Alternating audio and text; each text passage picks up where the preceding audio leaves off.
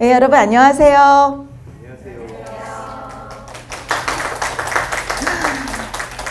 제가 요새 매주 KBS2 아침 방송에 나가서 여러분 안녕하세요. 현장을 뛰는 지리학자 김희재입니다. 이렇게 하거든요. 근데 아무도 몰라요. 왜? 이제는 더 이상 KBS도 주류가 아닙니다. 우리나라의 대표 공영방송이고 정말 우리나라의 방송계 인재들이 몰려있고 정말 열심히 만드시거든요, 프로그램을. 그럼에도 불구하고 몰라요. 그런데 100만, 200만 유튜버의 방송을 다 봐요. 그렇게 된 게 지금 불과 10년밖에 안 됐어요, 여러분. 그러니까 세상이 굉장히 급변하고 있습니다. 최근에는 여러분 챗 GPT 나왔다잖아요. 그죠? 그래서 뭐에 대해서 알려줘 그러면 좌좌좌좌좌 정말 너무 똑똑한 인공지능이 나와서 우리 아이하고 만일 인공지능하고 경쟁을 시킨다면, 수능을 보게 한다면 우리 아이가 이길 수 있을까요? 정말 쌀벌한 전쟁이 벌어지고 있어요. 뿐만 아닙니다, 여러분. 텔레비전 딱 켜시면요, 또는 유튜브 보시면요, 막 이스라엘 가자 지구에서, 우크라이나에서, 대만에서 막 아주 뭔가 지금 세계 지도가 되게 급변하고 있다. 지금 뭔가 큰일이 나고 있다. 코로나 때부터 시작을 해서 지금 세상이 뒤집어지고 있다. 라는 여러분도 약간 막연한 불안감 같은 거 있지 않으세요? 네. 제가 지리학자인데 여러분 살면서 지리학자 나 본 적 있다면 손 들어보세요. 나 지리학자 본 적 있다. 없으시죠? 왜냐하면 우리나라에 지리학자가 배출될 수 있는 학교가 몇 개 없어요. 대학교가. 보세요, 여러분. 연대 지리학과 있나요? 좋은 학교잖아요. 서강대, 성균관대, 서강대, 한양대 없어요. 그죠? 인서울대학에 지리학과 몇 개 없습니다. 그래서 지리학자가 되게 바쁠 뿐만 아니라 또 요새 GIS 이런 게 막 나와가지고 굳이 현장에 안 가도 얻을 수 있는 데이터 너무 많은 거예요. 그래서 이렇게 저처럼 막 현장을 뛰고 막 오지를 가고 세계 테마기행 막 출연하고 이런 현장 경험이 풍부한 지리학자는 정말 만나보기 힘드실 거예요. 그래서 제가 저를 뭐라 하는지 아세요? 멸종 위기종입니다. 여러분들은 지금 멸종 위기종에 해당하는 지리학자를 만나고 계신 거예요. 제 견해가 여러분들에게 낯설 수 있습니다. 왜냐하면 우리 교장 선생님 저 때만 해도 지리가 중고등학교에서 필수 과목이었어요. 그래서 국토지리 배운 거 기억나세요? 네, 그래서 다들 근데 싫어했어요. 저도 싫어했어요, 솔직히. 왜 이렇게 너무 많은 거예요? 막 지도만 나오면 머리가 너무 아픈 거예요, 제가. 그래서 저 다 틀렸어요. 그래서 싫어했어요, 지리를. 근데 수능을 망쳐가지고 어쩔 수 없이 제가 서울대 지리교육과로 진학을 합니다. 아니요. 지금처럼 그때 빡세지 않았어요, 여러분. 그때는 그냥 과외가 없었어요, 그때는. 그래서 제가 그냥 할 수 있었던 거. 저는 그때 숙명여고 출신인데 그때는 숙명여고가 앞에 막 허벌판이었어요. 지금처럼 막 그렇게 타워펠리 쓰고 그런 때가 아니었어요. 그냥 전 평범한 중산층 자녀였고 그냥 그때는 사교육이 금지됐었기 때문에 그냥 열심히 해서 그냥 하면 그래도 다들 대학 가고 그런 시기였던 것 같아요. 저 지금 가라면 저 못 가요. 저 진짜 저는 명언도 못 내리겠어요. 요새 애들이 하는 거 보면. 근데 그때는 조금 그렇게 힘들진 않아서 운이 좋아서 그랬던 것 같아요. 근데 너무 지리가 마음에 안 들어서 지리 공부 열심히 안 하고 영어, 일본어, 독일어 이런 거 공부하면서 취업 준비해서 제가 삼성에 해외 영업 전문직 여성 공채 1기거든요. 그래서 삼성까지 가서 반도체 수출팀 그 과정까지는 그냥 지도 하나도 안 봤어요. 지도 하나도 안 보고 그냥 어른들이 시키는 대로 시험 열심히 준비하고 성적 잘 받아서 하는 모범생. 근데 한 개 딱 거기였어요. 그 이후에는 제가 얼마나 무능한지 또 얼마나 세상이 완만하지 않은지를 알게 됐어요.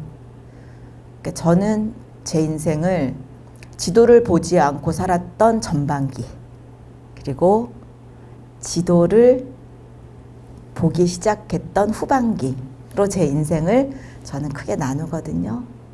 여러분들은 지도 많이 보세요? 근데 내비게이션, 나 내비게이션 지도 봐. 근데 사실 그것은 지도라기보다는 여러분의 길을 안내해 주는 도우미 같은 역할이에요. 그래서 제가 오늘 이제 여러분들께 인공지능에 대체되지 않는 인재가 되는 법. 이게 지금 가장 현실적인 어떤 위협이라고 생각합니다. 그래서 우리 아이들이 또 내가, 그쵸? 인공지능에 대체되지 않으려면. 그러니까 제 강의를 좋아하시는 분들이 이제 듣고 나서 그러세요. 이거 우리 애들이 들으면 참 좋을 것 같은데. 근데 저는 이제는요, 정말 인간의 수명이 막 100세, 120세까지 연장될 거라고 하니 우리 모두가 어떻게 보면 남은 인생에 대해서 새롭게 설계할 수 있는 기회가 있다고 생각합니다, 교장 선생님. 그래서 우리가 생물학적 나이에 떠나서 어떻게 우리가 인공지능의 시대에 인공지능과 경쟁하지 않고 압도적인 우위를 지닌 인간으로 계속 생존할 수 있을까? 뭐 저도 답은 없지만 사실 그래요. 계속 바뀌어요, 세상이. 그렇지만 제가 여러분들하고 함께 고민해보고 또 여러분들의 질문이 있다면 또 받아보고 또 우리 아이를 어떻게 키워야 할까 같이 생각해보는 그런 시간을 갖고자 해요. 어떠실까요? 좋아요? 네. 자, 시작해보도록 하는데요. 지도가 여러분 종이 지도만 생각하시죠? 근데요, 공간 빅데이터 이런 것도 지도가 될 수 있어요. 그러니까 이렇게 생각하시면 좋겠어요. 세상을 볼 때 우리가 그 세상을 나타내는 기호가 될 수도 있고 또 세상을 보는 관점이 지도에 담길 수도 있고 그냥 흙바닥에 원시시대 때 사냥하려고 어떻게 사냥하는지 공간 전략을 짜는 것도 지도가 될 수 있고 또 구글 맵도 우리가 잘 활용하면 지도가 될 수 있다. 그러니까 지도가 굉장히 다양한 형식이 있을 수 있다. 약도를 그려도 지도고, 그죠? 그래서 이것을 여러분 이렇게 생각했으면 좋겠어요. 그냥 단순히 지형을 그린 게 아니라 지식을 단 한 장에 압축적으로 보여주는 게 지도다.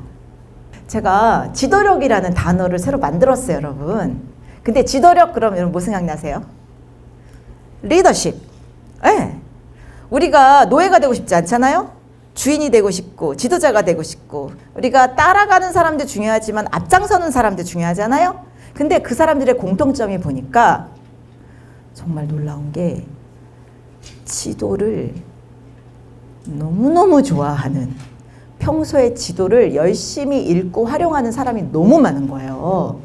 제가 지도 좋아하세요? 이거를 우리나라 CEO 호텔 가서 조찬 강연 하잖아요. 그러면 거의 90%가 손 드세요. 열광하세요. 그런데 제가 도서관 강의를 가잖아요. 그분들 책도 좋아하시고 굉장히 지적인 분들이에요. 그런데 거기서는 비율이 10%, 20%로 낮아져요. 교사분들 강의를 하면 200~300명 중에 한두 명 지리교사만 손들어요. 무슨 말이냐면 제가 지도를 읽는다는 거는 더 넓은 세상에 관심을 갖고 세상 돌아가는 거에 관심이 있고 내가 진출하고 싶은 세계를 알고 싶은 사람이 하는 거지 그냥 시키는 대로 살 사람은 지도를 볼 일도 없다. 여러분 노예가 지도를 보면 어떻게 돼요? 도망가겠죠. 그러면 주인의 입장에서 노예한테 지도 줄까요? 안 줄까요? 절대 안 주죠. 그리고 줘도 몰라요. 왜? 여러분 책이 있어요. 책을 줘요. 그럼 그거를 문맹인 사람은 읽을 수 있어요? 없어요? 무용지물이죠. 지도도 똑같아요. 지도를 줬어. 거기 보물이 표시가 돼 있어. 근데 지도를 읽을 줄 몰라. 그럼 그건 뭐예요? 종이 쪼가리예요. 잘못된 지도를 줘도 몰라요, 그런 사람은. 그죠? 그러면 그 지도를 보고 가면 어떻게 돼요? 길을 잃고 더 위험한 상황에 빠질 수도 있어요. 지도를 잘 읽고 활용하는 것은 원시시대 때부터 생존의 조건이었어요. 오히려 우리가 문자가 생기고, 최근에 몇천 년 전에 문자 생기고 통치자가 있고, 통치자는 지도를 계속 읽고 활용하는 능력을 유지하는 사람이 통치자, 지도 읽는 능력을 잃어버린 사람은 피지배자, 조금 더 심하게 가면 노예가 되는 거예요. 저는 그러니까 이제 아주 단순화시키는 걸로 봤을 때 지도 읽는 능력을 지금도 유지하고 있는 사람은 비록 소수지만 그 사람이 지도자다, 리더다, 자기 인생의 주인공이다. 반면 지도를 읽고 활용하는 능력을 잃어버린 사람이야. 특히 농업혁명을 하게 되면서 지도를 안 봐도 되잖아요. 그 사람들은 뭘 보죠? 시계, 달력, 캘린더, 그죠? 그러니까 이렇게 보시면 돼요. 달력을 보는 사람과 지도를 보는 사람, 물론 둘 다 보면 제일 좋겠지만 여러분 그 중에 하나를 선택하라면 뭘 선택하셔야 돼요? 세상이 평온할 때는 지도 안 봐도 될 수 있어요. 그냥 있는 시키는 일 열심히 해도 돼요. 근데 여러분 지금은 어떤 시기죠? 게임의 규칙이 굉장히 빨리 변하는 시기고 세계가 변하고 있는데, 여러분 같으면 둘 중에 하나를 선택해야 된다면 자녀에게 뭘 주시겠어요? 근데 그 지도가 과거 100년 전, 200년 전 지도를 준다면 그 애는 어떻게 되겠어요? 유독합니다. 아무 지도나 주면 안 돼요. 세상은 급변하고 있고 미래의 일자리와 그 아이가 나아갈 기회가 있는 곳은 다른 곳에 있는데 18, 19세기 유럽, 영국이 만든 엉터리 지도를 주면서 지도 보라고 하면 그 아이는 어떻게 되겠어요? 새로운 기회를 잡기는커녕 큰 기회를 잃어버릴 뿐만 아니라 오히려 거꾸로 가겠죠. 여러분, 왜 지도력이 필요하냐면 지금 시기가 달력보다는 지도가 중요한 시기가 됐기 때문입니다. 게임의 규칙이 급변하고 있어요. 속도보다 방향이 중요한 시대입니다. 무조건 애들 보고 공부 열심히 하라고 하지 마세요. 그 공부의 내용을 한번 들여다보세요. 그게 그 아이의 미래에 도움이 되는 건지 안 되는 건지 판단하셔야 됩니다. 쓸데없는 공부에 시간 낭비하고 지도 읽는 법 잃어버려서 그 아이가 어쩌면 인공지능의 노예로 살 수도 있습니다. 인공지능에 대치되지 않으려면 지도를 볼 수 있어야 합니다. 인공지능이 최근에 탐험을 시작했다는 얘기를 제가 우리나라 인공지능 최고 전문가에게 들었습니다. 저는 아직 뭔 줄 알았어요. 그런데 이제는 인공지능 두고 지도를 볼 것 같습니다. 자, 일단 좀 쉽게 갈게요. 자, 여러분 긴장하지 마시고, 자, 여러분은 구원 받으셨습니다 오늘. 그러니까 안심하시고, 어렵지 않아요. 어렵지 않아요, 여러분. 정말 쉬워요. 자, 할게요. 자, 지도력을 조금 간단히 설명하면, 일단 길 찾는 거 지도력 맞습니다. 네, 저 근데 길치여요. 저 지리문맹이었어요. 왜냐면 어렸을 때 엄마가 나를 가독 키웠어요. 집하고 학교하고 학원만 삼각으로 왔다 갔다 했습니다. 버스 타고. 그러니까 제가 방향치예요. 그래서 20, 30대는 제가 어디 낯선 데 가면 길을 잘 잊어먹었습니다. 그런데 이제 어렵게 후천적으로 제가 이제 개발한 거예요. 근데 그것은 어릴 때 사실 길러야 되는 능력이에요. 저희 아이는 그 공동육아 시키고 막 애들 놀렸더니 귀신같이 잘 찾습니다. 전 세계 어디 가도 잘해요.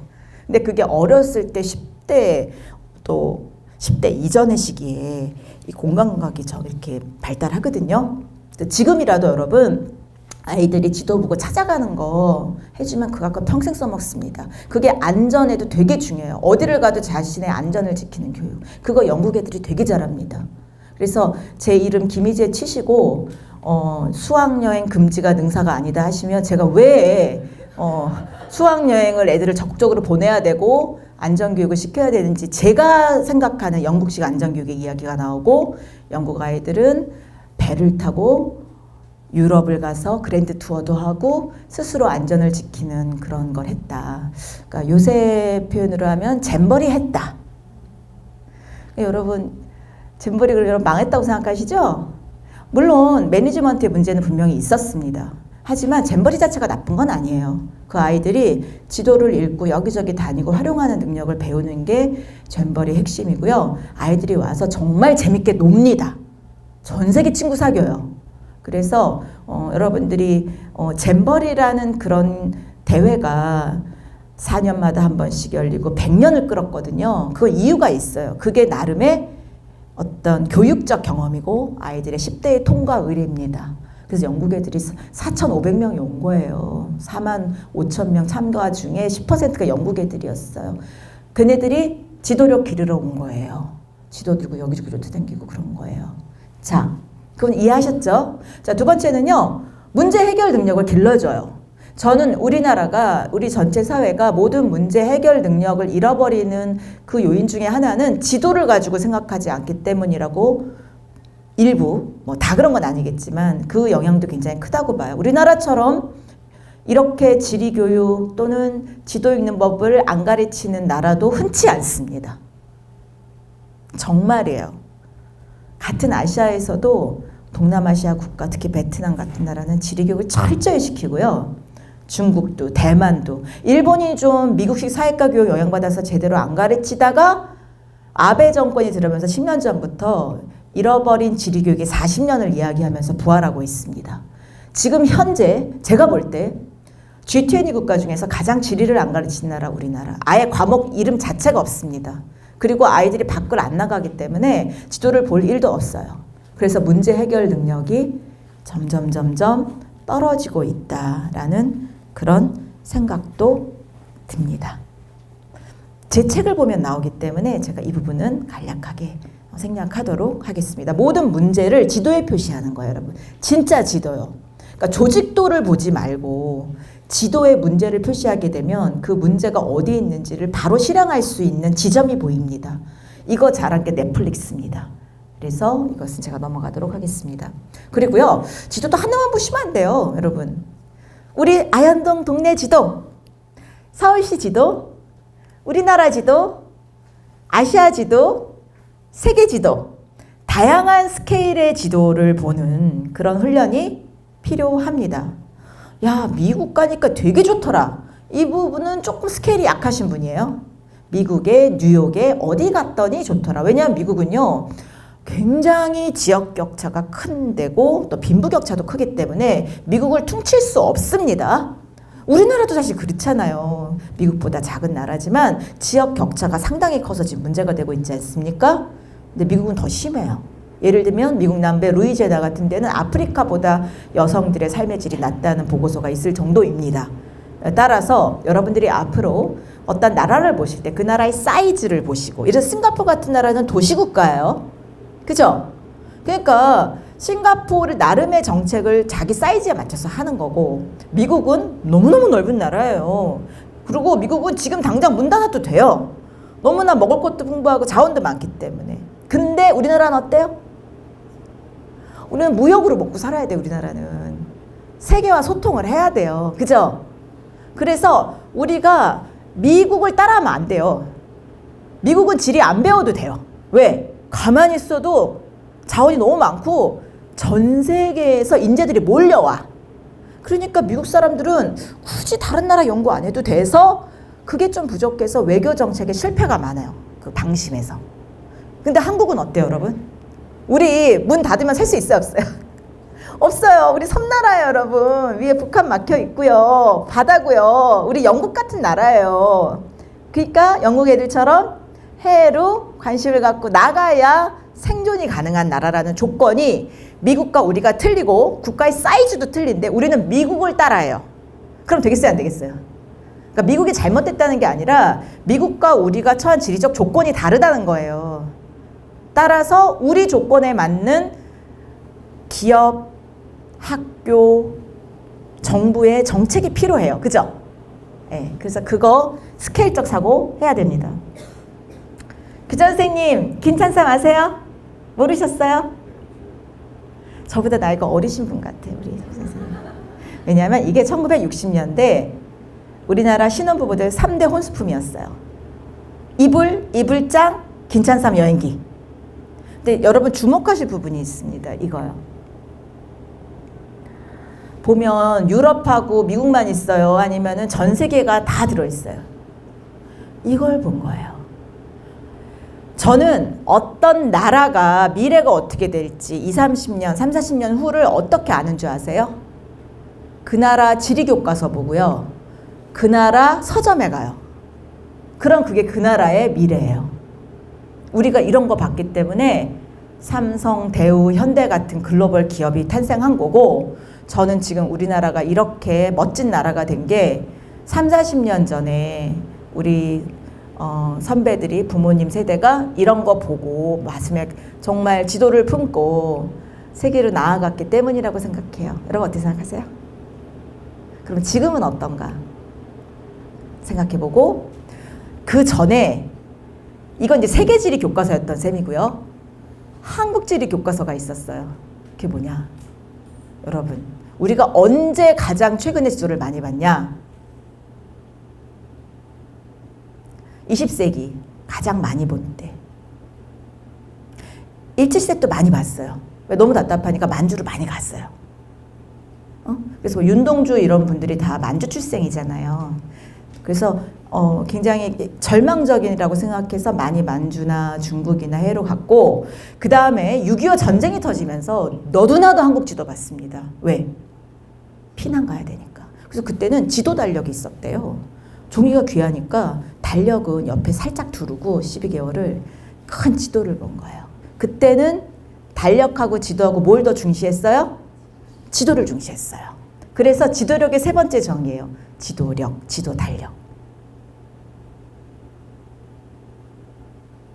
무슨 말이냐면 크게 인류사를 저는 빅 지오그래피의 시선으로 지도와 달력, 물론 두 개, 시간과 공간을 가지면 가장 좋겠지만 그 사회가 지도를 많이 읽고 활용하느냐, 달력만 보고 사주팔자만 보느냐, 이걸로 많이 갈릴 수 있다고 생각해요. 유명한 기업체, 특히 늘 혁신을 주도하는 기업의 공통점이 CEO가 지도광인 경우가 너무너무 많아요, 여러분. 정말 셀 수 없는 사례들이 매일매일 발견되고 있어요. 놀랍습니다. AI 인공지능 그 분야의 최고인 카이스트 김종호 박사님을 제가 최근에 만났는데 그분이 그러시는 거예요. 김 교수, 내가 제일 좋은 시간이 언제인 줄 알아? 나 아침에 화장실에 있을 때 지리부도 보는 시간이 나한테 가장 행복한 시간이야. 내가 왜 이름이 김정호인 줄 알아? 우리 아버지가 초등학교 선생님이셨는데 김정호처럼 되라고 김정호라고 지어주셨어. 제가 머리를 한 대 딱 얻어맞은 것 같았어요. 한두 명이 아니에요, 여러분. 그런 분들이. 각 분야의 혁신가, 정말 우리나라에 도움되는 일 하시는 분들은요, 늘 지도를 품고 사세요. 늘 세계지도를 보세요. 이분은 거꾸로 지도 보세요. 이거 어떤 회사야? 누구신지 아세요? 이분 선장 출신이고요. 88 올림픽 때 우리나라 참치 산업을 일으키신 분이고요. 동원 산업이요. 이분은 거꾸로 지도예요. 최근에는 삼성도 지도 보기 시작했고 삼성의 비전을 거꾸로 지도에 표시하기 시작했다고 합니다. 삼성 들어가고 싶은 분, 아이들 지도 읽는 거 공부시키셔야 될 것 같아요. 정말 지구상에 잘 나가는 지금 현재 모든 기업들은요, 다 지도를 봅니다. 지도를 활용합니다. 공간정보 활용합니다. 구글이 그렇고요. 구글이 공짜로 지도를 나눠주기 시작하면서 야후나 익스플로러 같은 거를 다 물리치고 최고의 검색 엔진이 됐어요. 왜 그랬냐? 사람들 질문을 검색해보고 그 수집해서 분석해보니까 4분의 1이 지리와 관련된 거예요. 공짜 지도 나눠주면 우리가 떡상하겠네. 그래가지고 부랴부랴 팀 끌어서 만들어가지고 진짜 세계 공간 정보를 다 모으고 있어서 지금 세계를 가장 압도하는 기업이 구글이에요. 근데 걔네들이 뭐 때문에 그렇게 됐어요? 지도, 디지털 지도 때문에. 우리나라 어때요, 여러분? 지금 우리나라 그럼 지도를 누가 가지고 있어요? 네? 네? 지도. 우리나라 지도 누가 갖고 있어요? 국토지리원도 갖고 있지만 제일 중요한 거는 돈 버는 정보가 담긴 소비자 공간 데이터잖아요. 지금 그 싸움이에요. 카카오, 네이버, 티맵 같은 게 3타전을 벌이다가 최근에 공룡 같은 강자가 나타났죠. 새벽 배송하는 데입니다. 쿠팡.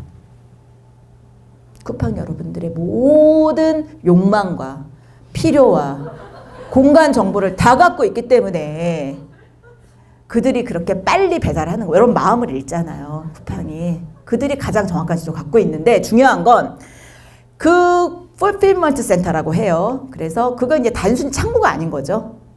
그렇죠? AI 인공지능과 연결돼서 공간 분석 데이터하고 소비자 마음을 읽어서 물건을 쟁여놓기 때문에 빨리 배달하는 거잖아요. 저는 쿠팡 같아요. 지금 현재 2023년 11월. 왜냐하면 지도가 계속 바뀌어요. 또 누가 나타날지 몰라요. 또 어떤 규제가 해서 쿠팡이 망가질지도 모르니 정말 지리학자는 늘 변화를 주시하고 계속 업데이트를 해야 돼서 굉장히 빡센 직업이에요. 그렇게 멸종 위기종이 저를 보호해 주셔야 돼요. 그래서 제가 강의를 들을 수가 없기 때문에 오늘 여러분께 특별하게 이렇게 강의하고 제가 유튜브에 올리려고 하는 겁니다. 자, 정말 죄송한데요. 지금부터 전화가 걸려오고 있는 것 같아요. 제 전화인 것 같아요. 죄송합니다.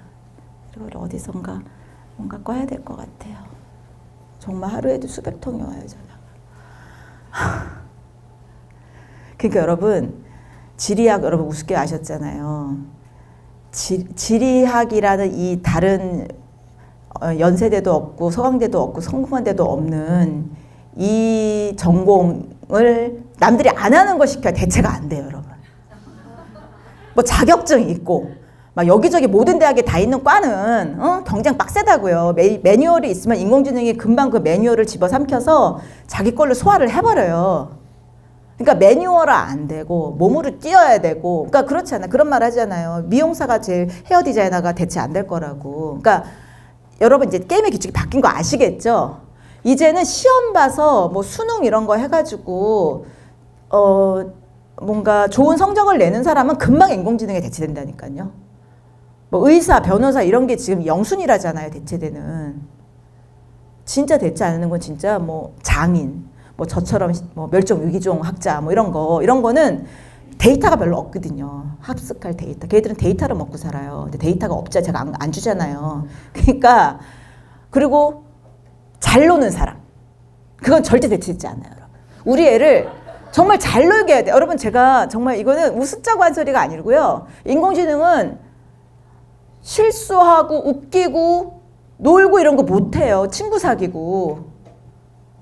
그렇지 않아요? 감동을 주고 BTS 얘네들이 뭐 인공지능 같진 않잖아요. 그죠? 그런 게 오래가고 대체 안 될 거예요. 그러니까 지금 여러분 정말 중요해요. 이 초등학교가. 이때 아이들에게 어떤 방향을 엄마가 제시해 주느냐 아빠가 제시해 주느냐 선생님이 제시해 주는 애냐가 그 미래를 좌우해요. 여러분 정말. 그리고 이 아이들은 우리나라에서 가장 오래 살 애들이에요. 그죠? 중고등학교, 대학교, 대학원생보다 얘네들은 더 먼 미래를 살아야 돼요. 그러면은 초등학교 교육과정이 가장 혁신적이 되지 않나요? 그리고 그걸 가르치는 교사도 굉장히 유연하고 열린 마인드 가져야 되지 않나요? 그러면 그런 초등교사를 양성하는 사람으로 제가 적합해요? 안 적합해요? 가장 적합하죠. 근데 안 어울린다는 거야. 김 교수는 너무 나대. 김 교수는 너무 열정이 넘쳐. 우리 교대에 맞지 않아. 왜 교사하세요?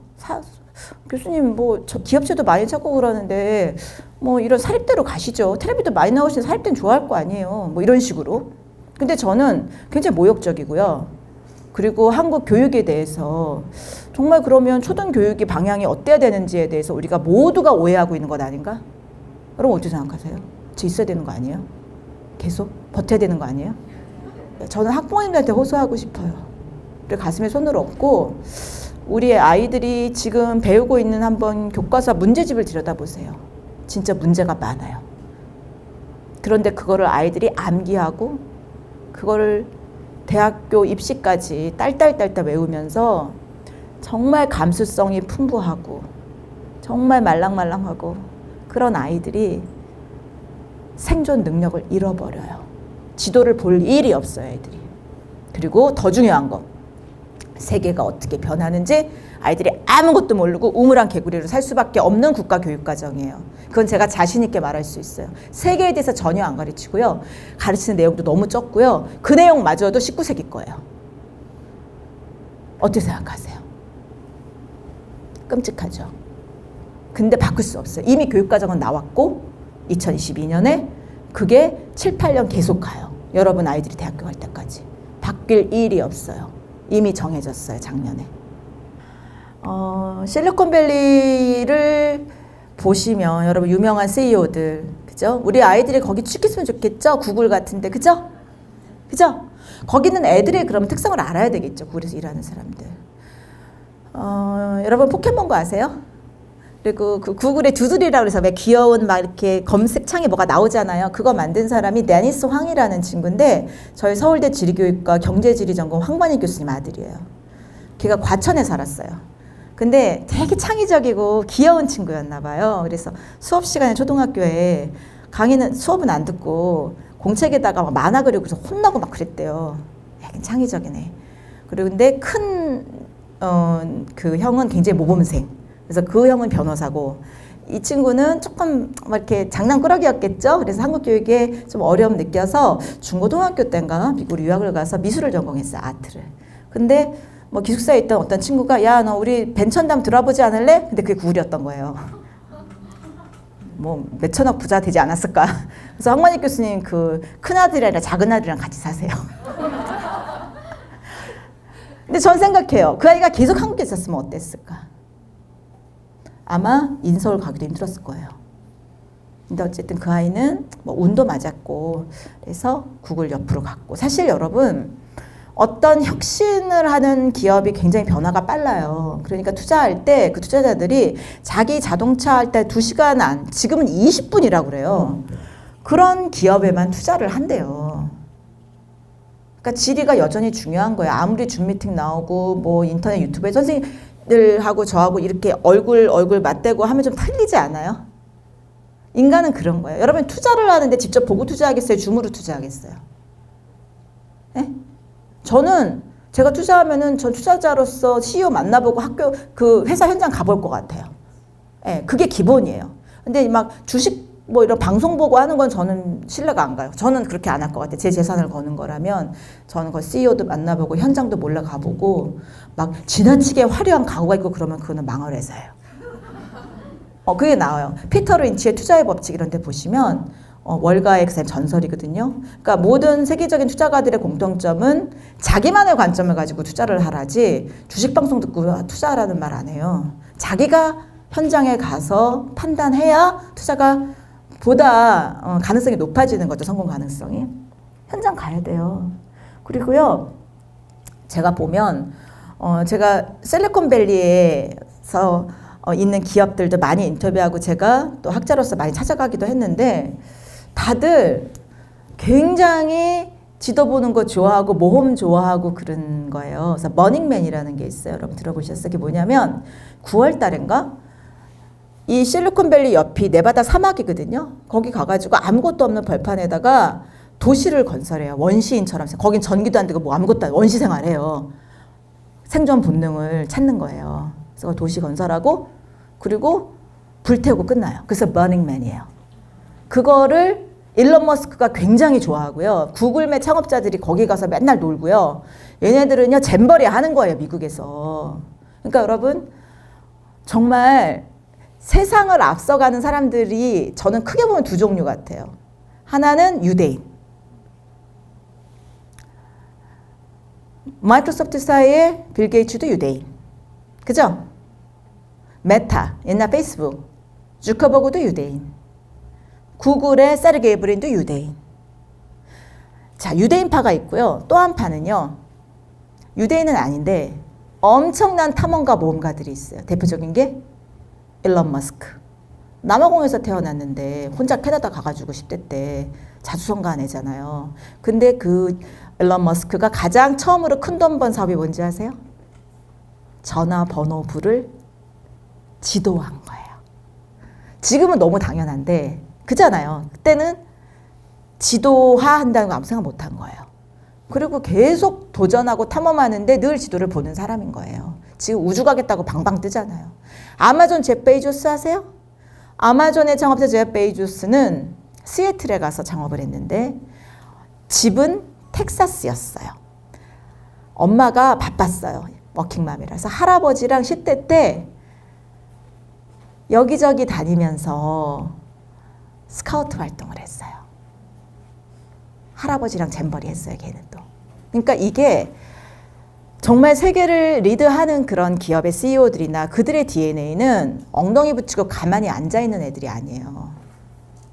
도전하고 탐험하고 지도 보고 막 그러면서 도전정신, 개척정신 키워지는 거지. PPT로 딱 창업가 정신이란 무엇인가? 1, 2, 3. 창의성이란 무엇인가? 뭐 이런 거 강의 듣는다고 그 아이가 창의적이 되지 않죠. 이걸 설명해 준 가장 유명한 분이 유현준 교수님이에요. 아세요? 유현준 교수님 뭐라 그랬어요? 공간이, 그 건축이 인간의 마음을 좌우한다. 우리 교육이 이렇게 엉망인 건 다 학교 때문이다. 학교가 감옥이랑 공간 구조가 똑같아. 건축학자 입장에서 봤을 때. 똑같대. 정말 그런가요? 여긴 아닌데, 그죠? 뭐, 근데 아무튼 그렇대요. 그분 말이에요. 그건 제 말이 아니에요. 감옥이랑 똑같대요. 근데 평당 건축비는 어디가 더 싸게요? 학교가 싸대요. 그러니까 우리 아이들이 그렇게 난폭해지고 또 창의성도 떨어지고 교사는 괴롭고 그런 거다. 맞아요? 맞아요, 여러분? 그러면서 이분이 내놓은 대안이 뭐겠어요? 이분은 교육학자가 아니잖아요. 그러니까 건축학자로서 대안을 내놓으신 거예요. 그러니까 애들이 졸업할 때는 두부 먹이고 그리고 출소하니까 자, 두부 먹여야 된다. 만약 그렇게 하고 싶지 않다면 학교 공간을 좀 돈 좀 써라. 그래가지고 또 교육부 계신 분들이 받아 적었겠죠. 그래서 이분들이 좋은 아이디어야. 그래가지고 학교 공간 리모델링 사업에 수천억이 투여가 됩니다. 지금도 아마 계속 되니까 누적해서 몇 조가 쓰였을 수도 있어요. 그죠?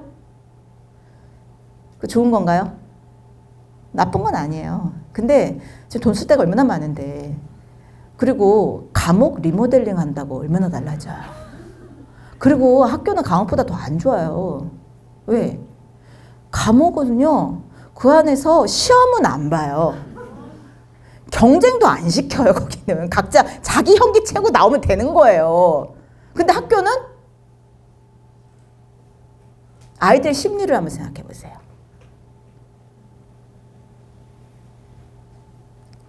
더 나쁘잖아요.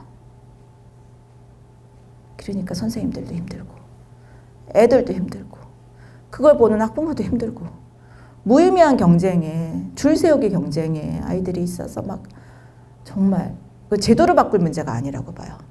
공간을 바꾼다고 하는 것은 저는 건축을 바꾸는 건 돈이 너무 많이 들고 그죠? 구조를 다 바꿀 수는 없잖아요. 리모델링밖에 못 하잖아요. 땅값이 얼마나 비싼데 인건비도 너무 비싼데 그리고 어느 학교는 해주고 어느 학교는 안 해줄 수 없잖아요.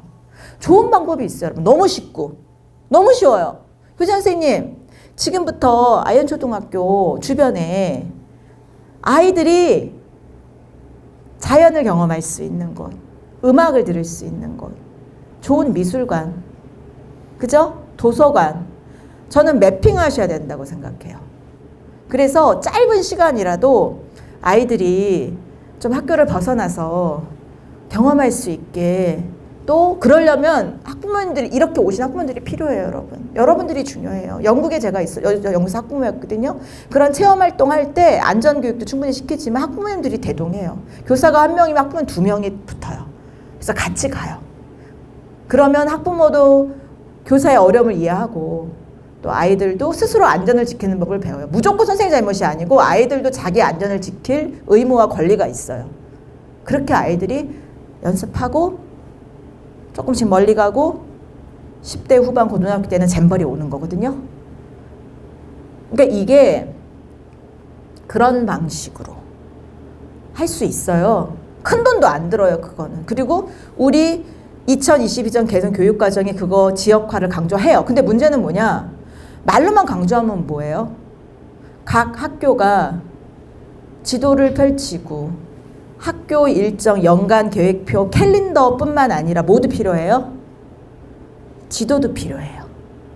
학교 주변을 매핑하고 어디가 좀 불안한 곳이다 표시하고 거기는 안전조치해서 가지 말고 아이들이 좋은 곳을 안전하게 걸어갈 수 있는 동선을 짜고 아이들에게 그거를 가르쳐주고 음악 시간에는 음악, 미술, 체육 어디로 가면 좋을지를 지도에 표시하는 걸 시작해야 저는 그게 정말 진정성 있는 교육 혁신의 시작이 아닐까라는 생각을 합니다. 그런데 교육부는 또는 교육지원청은 아직까지는 달력과 시간과 계획과 규율과 행정에 중점을 두지 이런 지리적 상상력과 지도력을 발휘하지는 못하는 것 같아요. 제가 여러 기관에 다니면서 지금 말씀드리는 게 그거예요. 모든 보고서에 요약문과 더불어서 지도를 넣으세요. 이 행정이 어디에 문제가 있었고 이걸 어떻게 고칠 건지를 지도에 표시하세요. 근데 바뀌지는 않는데 저는 계속 그렇게 이야기하고 다녀요. 그리고 우리가 어떤 장을 뽑을 때 특히 이 지도를 또는 국제정세를 잘 읽는 사람을 뽑았으면 좋겠다. 그래서 지도력도 좀 검증했으면 좋겠다. 역사관도 중요한데, 그죠? 시간도 중요하고 과거를 어떻게 보느냐도 중요한데 지금 급변하는 국제정세 속에서 우리나라의 방향을 어떻게 가야 될지를 알려주려면 뭐가 필요해요? 지도력 있는 지도자가 필요해요. 그 지도력을 리더십이기도 하고 지도를 잘 읽는 능력을 가진 사람이기도 해요. 그리고 어디가 중심지인지를 잘 찾는 능력 필요해요. IT는 실리콘밸리가 중심지입니다. 하지만 다른 분야마다 중심지가 달라요. 우리 아이의 진로지도 어떻게 해야 될까요? 그 중심지, 우리 아이가 좋아하는 그 분야의 중심지가 어디인지를 선생님이 또 학부모가 가르쳐주는 게 저는 진로지도라고 생각해요. 근데 지금 그렇지 않아요. 애들 무슨 MBTI처럼 심리검사하고요. 직능원에서 딱 직업을 나열해서 매칭을 시켜줘요. 지리학 전공에서 갈 수 있는 데는 지리교사밖에 없대요. 그거는 직능원의 좁은 시야예요. 없어질 직업이 수천 수만 개예요, 이제. 그러니까 그거는 무의미한 진로 교육이에요. 이제부터 여러분 진로 교육의 정의가 바뀝니다. 세계의 지도를 펼치고 우리 아이의 특성과 잘 매칭될 수 있고 우리 아이가 행복하게 잘 놀 수 있는 곳, 그걸 찾아주는 게 진로 지도하는 교사와 학부모의 중요한 역할입니다. 그러려면 아유 김희재 교수 강의 우리 애들이 들어야 되는 데가 아니라 누가 들어야 돼요? 교사와 학부모님들이 제 강의를 듣고 먼저 지도를 읽으시고 우리 아이에게 가이드 해주셔야 돼요.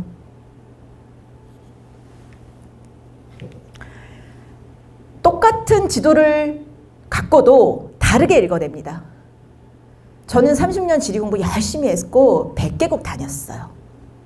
어떤 지도를 갖고 와도 저는 제 나름대로 제 관점에서 해석할 나름의 뭔가 제 어떤 관점이 있어요. 저는 제가 다 옳지는 않을 수 있어요. 제가 틀릴 수도 있어요.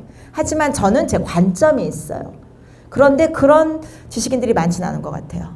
우리나라 학자들은 미국과 영국 학자들이 한 거를 베껴서 재미있게 소개하는 수준의 그런 분들이 굉장히 많은 것 같고 그게 익숙한 것 같아요. 제 관점은 굉장히 낯설어요. 그래서 다들 부담스러워 하세요. 그래서 제가 맨날 맛집밖에 못 풀어줘요. 무슨 뉴욕에 가면 이런 게 있고요 여러분 너무 좋아요 이렇게밖에 못해요. 왜? 제가 너무 어려운 이야기를 하면 여러분들이 굉장히 불편해하고 낯설어 하시기 때문에.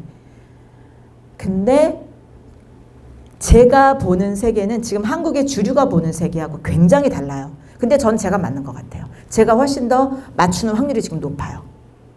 그래서 그 얘기는 뭐 제가 나중에 링크를 우리 교장 선생님 통해서 보내드릴 테니까 지도 읽어드립니다라든지 여러 프로그램들을 보시면 여러분들이 쉽게 나중에라도 아실 수 있을 것 같아요. 자, 그리고 저는 현장에 가요. 무엇보다. 왜냐하면 미국이나 유럽은 자료가 많고 인공지능 빅데이터도 많은데 그 나라는 세계 인구의 10%밖에 안 돼요, 여러분. 나머지 90%는 흔히 우리가 얘기하는 개발도상국, 후진국, 제3세계에 살아요. 그런데 앞으로의 미래는 거기에 있어요. 실리콘밸리에 있는 사람들은요, 자기 나라 안 봐요. 그거는 그냥 좋은 프로그램 나오면 미국에 쫙 깔려요. 걔네들은 늘 90%를 바라보고 장사를 하고 기술을 개발해요. 우리나라는 너무너무 훌륭해요. 정말 열심히 공부하고 기술력, 열정, 성실성 정말 대단해요. 문제는 방향이 틀렸어요. 여러분 싸이월드 아세요? 싸이월드 모르세요? 해보신 분 흔들어 보세요. 오, 많으시네요.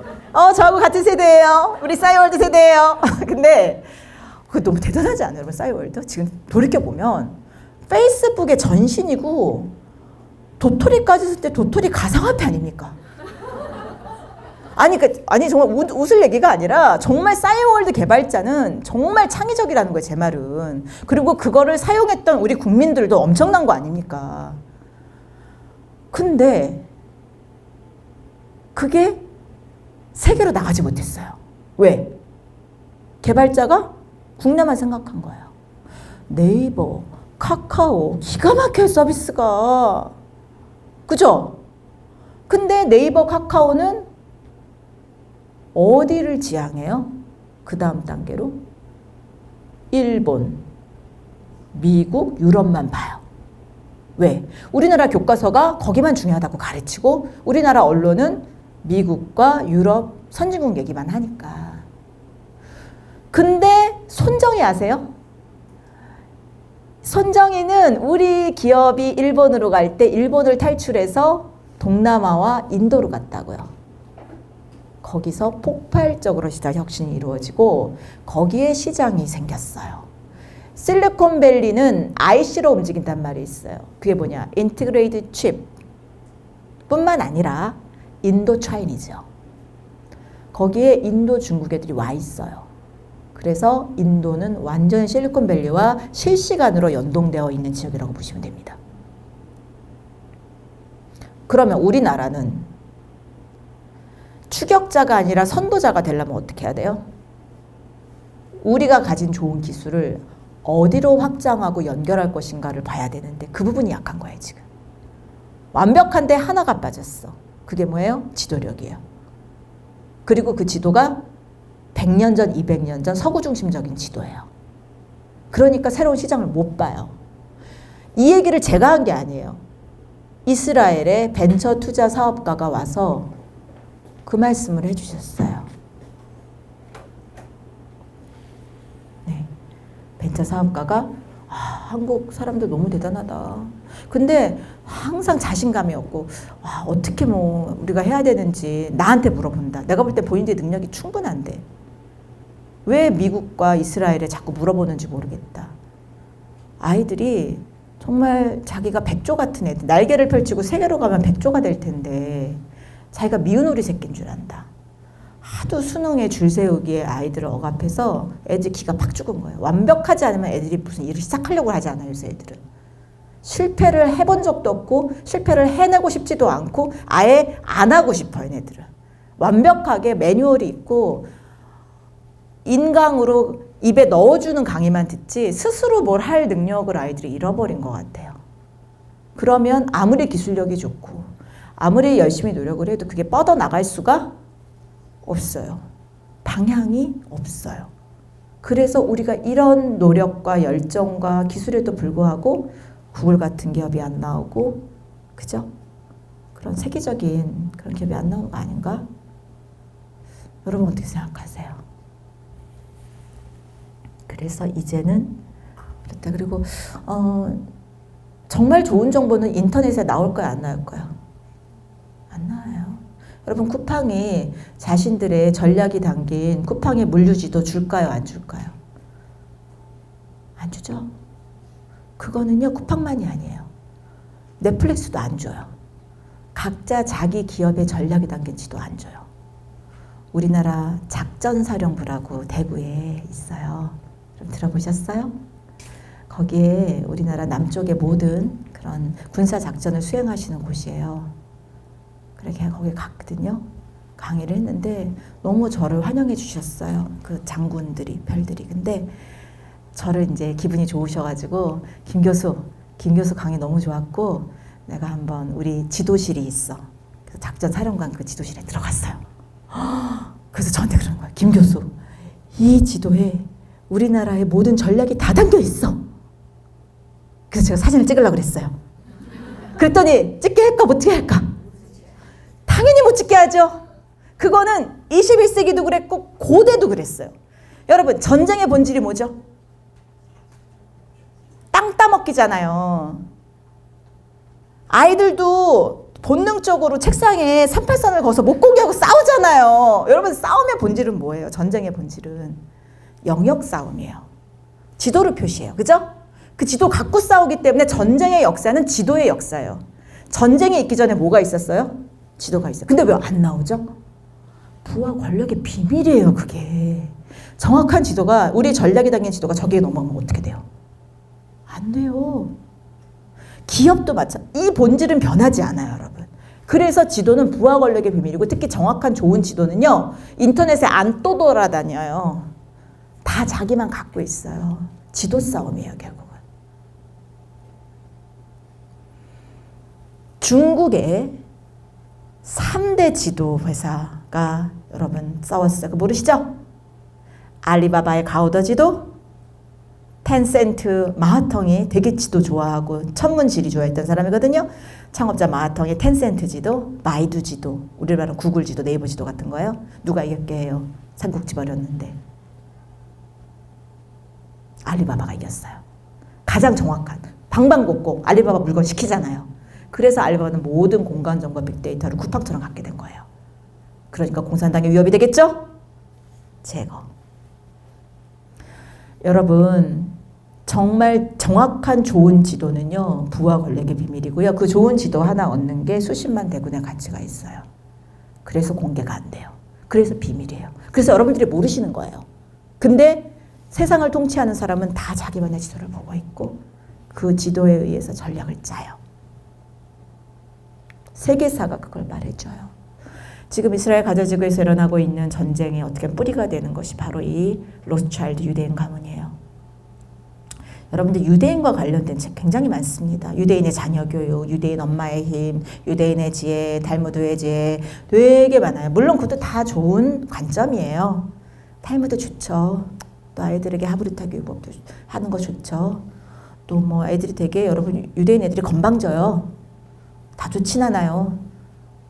그거를 이제 뭐 어떻게 보면은 뭐 어른들의 권위에 복종하지 않고 자기 이야기를 말하는 능력이라고 이야기하기도 합니다. 어쨌든 장점도 있고 단점도 뚜렷한 민족인 건 확실해요. 그러니까 미움도 받죠. 장점도 있고 단점도. 여러분 근데 그거 기억하셔야 돼요. 모든 일에는 빛과 그림자가 있어요. 빛이 아주 강하고 정말 세계를 부와 권력을 쥐고 있는 민족이라면 또 그림자도 어두운 부분이 있는 거예요. 그런데 사실 그 어두운 부분은 잘 드러나지 않지만 저는 밝은 부분에 초점을 맞추자면 이 유대인들이 되게 창의적이잖아요. 그죠? 똑똑하잖아요. 노벨상도 많이 받잖아요. 근데 그 비밀이 뭘까? 그동안은 성경, 탈무드, 뭐 성인식, 뭐 의례 이런 거에만 맞췄는데 저는 하나 더 추가하고 싶어요. 지도력이요. 수천 년을 떠돌아다녔어요. 유대인이 맞죠?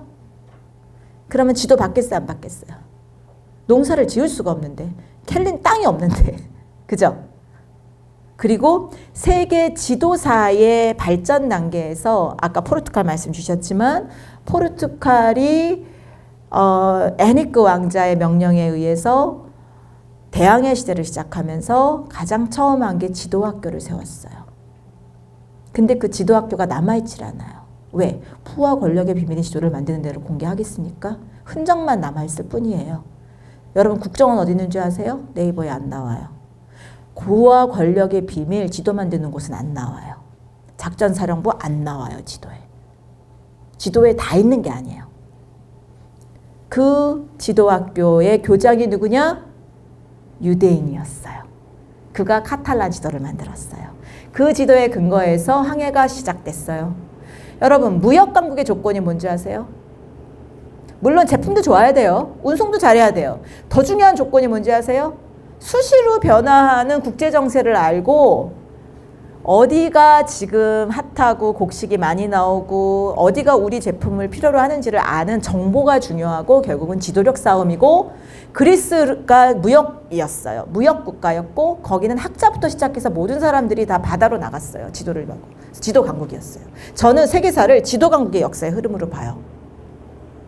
당대 가장 정확한 최신조를 만든 사람이 부와 권력을 쥐고요. 그게 고대 그리스였고요. 지금은 구글이에요.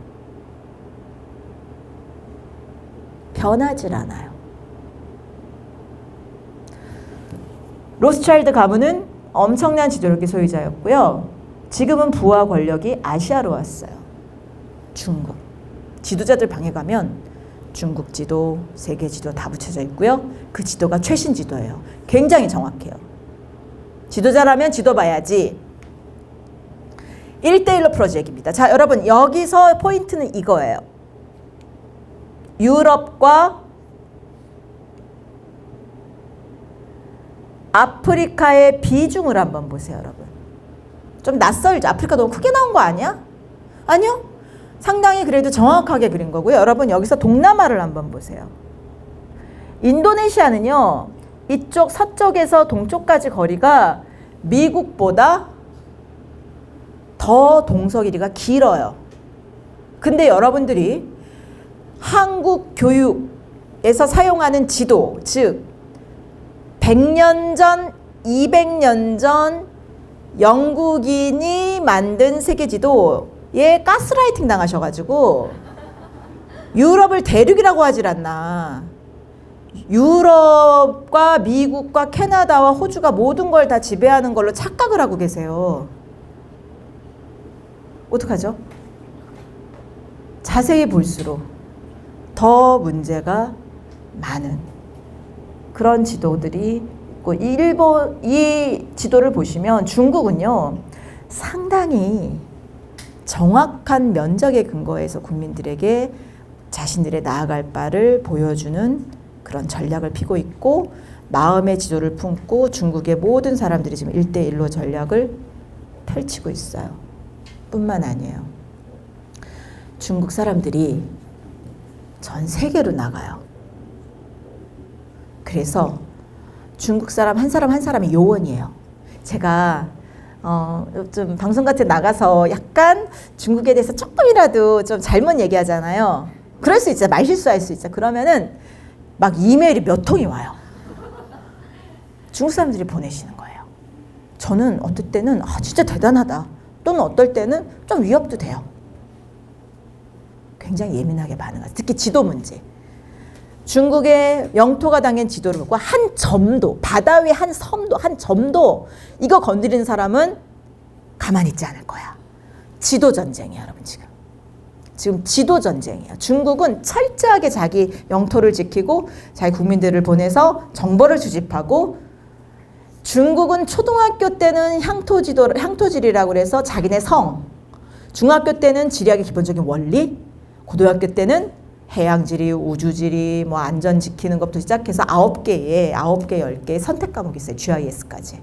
이렇게 철저하게 저는 지리교육 시키는 나라가 흔치 않은데 아시아에서는 중국과 베트남이 최고예요. 그리고 그런 결과 세계에서 가장 수출 수입을 많이 하는 그 1위국이 미국과 중국을 이렇게 매핑을 한 거거든요. 어디가 더 많아요? 중국이 더 많아요. 우리도 중국이 제1 무역국이었거든요. 무역국이에요, 지금 사실은. 미국은 3위예요. 2위는 동남아예요, 여러분. 모르셨죠? 그러니까 지금 여러분들은 미국이 굉장히 우리 수출 비중이 높다고 생각하는데 그렇지 않아요. 중국과 아시아가 높아요, 동남아가. 큰일 난 거예요. 그래서 미국이 이제 AI 시장에서는 우리가 압도적 1위 할 거다. 그래서 여러분 이거 보시면 이건 정말 최신 정보입니다. 미국이 이 글로벌 3대 AI 학회에서 채택한 논문에 그 나라의 국적을 이렇게 기업의 국적을 찾아보니까 미국이고 그 다음에 중국이고 그 다음에 일본이고 영국이고 프랑스고 한국이 지금 6위예요. 잘하는 거죠, 이 정도면. 근데 저는 우리가 약한 점 중에 하나는 기술력이 아닌 것 같아요. 이거를 어디로 확장할 것인가인 것 같고 1위부터 5위까지가 여기예요. 여러분 여기가 망하지 않을 기업이에요. 우리 아이가 여기 들어가는 게 제일 좋아요, 사실은.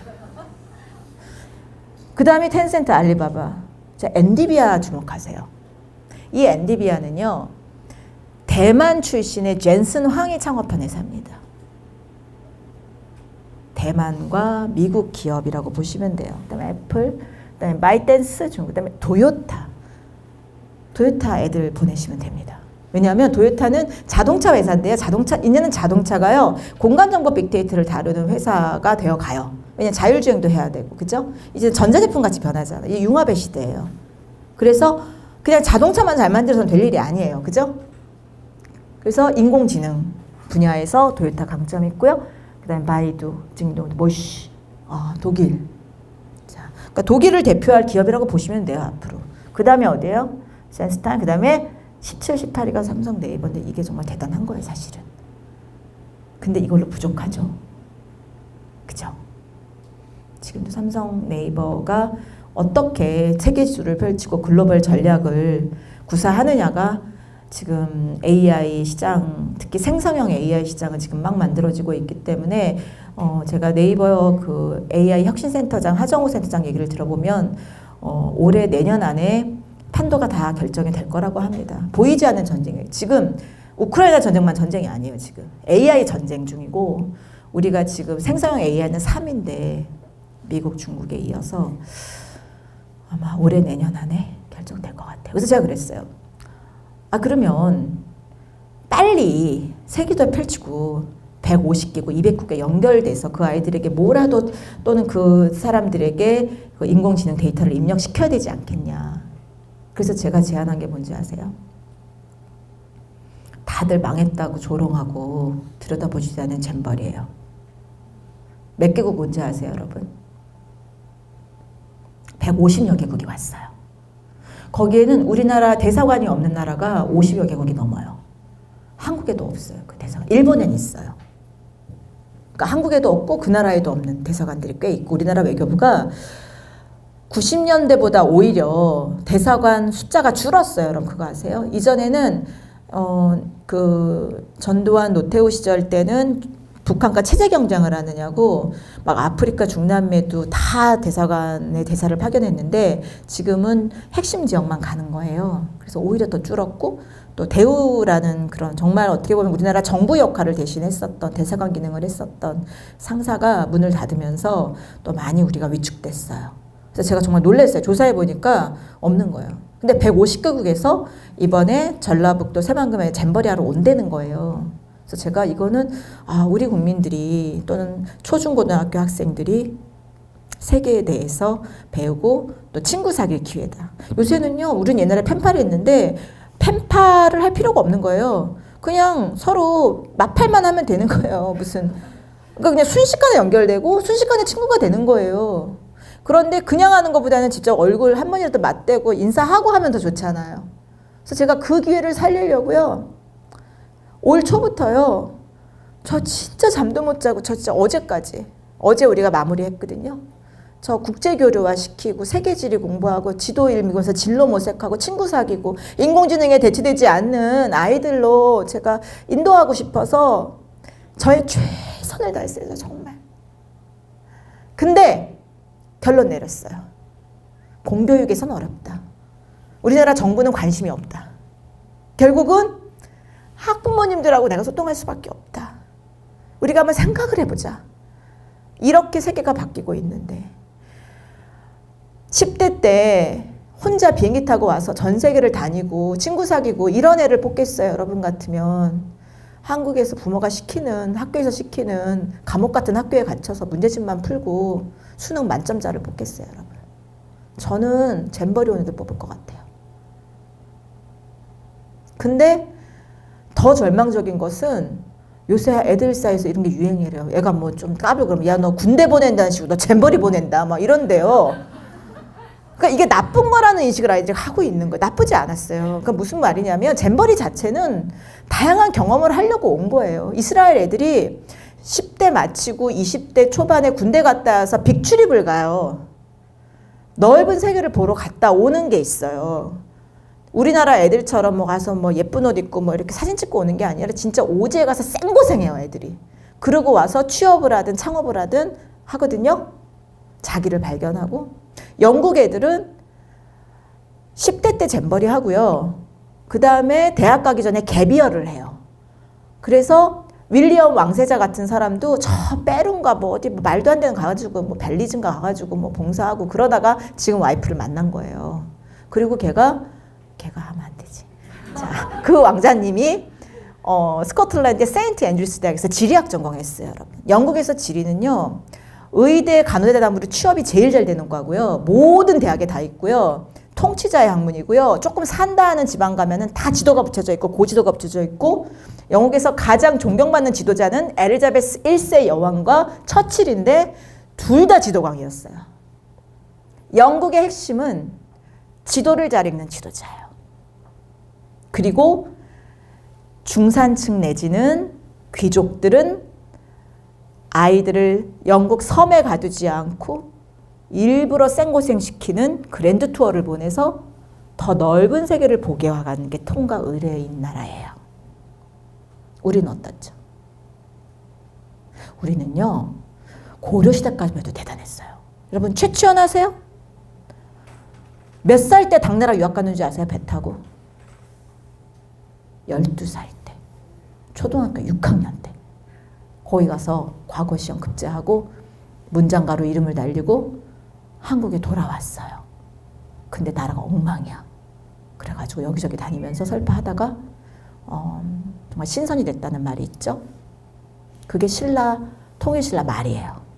우리가 고려시대 전까지만 해도 지도 강국이었고 세계에서 가장 정확한 혼일강 역대 국도시도 그게 1402년이에요.